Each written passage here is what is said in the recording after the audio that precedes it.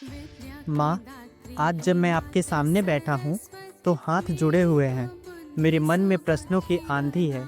माँ, मैं पढ़ा लिखा हूँ, तर्क करता हूँ, विश्लेषण करता हूँ, फिर भी जीवन मुझे बार बार भ्रमित क्यों कर देता है? क्या ज्ञान भी कभी अपूर्ण होता है?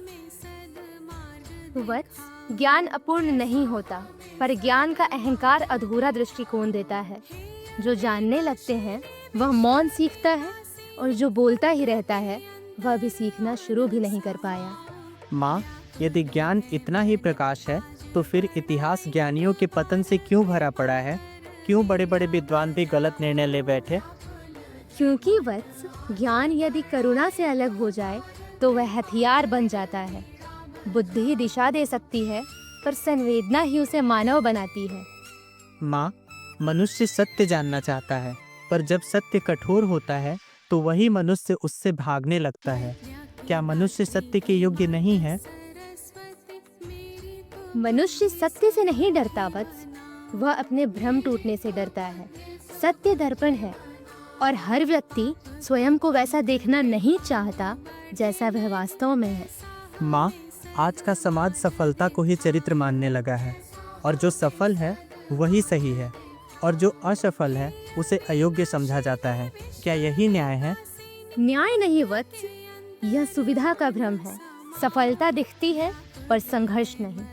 चरित्र मौन होता है, और समाज को मौन सुनना नहीं आता। माँ, विज्ञान कहता है मानव केवल रसायनों और न्यूरॉन्स का परिणाम है। फिर आत्मा, चेतना और उद्देश्य की बात क्यों की जाती है?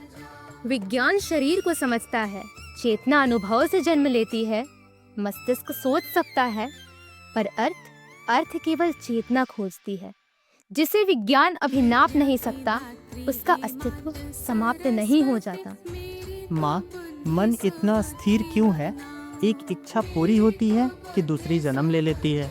क्या संतोष एक मिथक है? संतोष इच्छाओं के मरने से नहीं, विवेक के जागने से आता है। इच्छाएं नदी है, पर विवेक उसका किनारा है। किनारे के बिना नदी बाढ़ बन जाती है। माँ, लोग प्रेम चाहते हैं पर प्रेम निभाने का साहस नहीं रखते। क्यों संबंध इतने खोखले होते जा रहे हैं? क्योंकि लोग प्रेम को भावना समझते हैं, जबकि प्रेम उत्तरदायित्व है। जहाँ सुविधा समाप्त होती है, वहीं प्रेम की परीक्षा शुरू होती है। माँ, साहित्य, कला, दर्शन, इन सबको आज विलास समझा जाता है। क्या ये वास्तव में जीवन के लिए आवश्यक है? वत्स, जिस समाज में कला नहीं होती, वहाँ केवल भीड़ होती है। साहित्य मनुष्य को मनुष्य बनाए रखने का अंतिम दीवार है। माँ, मुझे भय लगता है, भीड़ का, असफलता का, अकेलेपन का। क्या भय से मुक्त होना संभव है? भय से मुक्ति नहीं वत्स, भय की समझ आवश्यक है। जो भय को पहचान लेता है, वह उसका स्वामी बन जाता है। माँ, सही मार्ग कैसे चुनूं मैं, जब हर रास्ता अपने तर्क के साथ खड़ा है तो?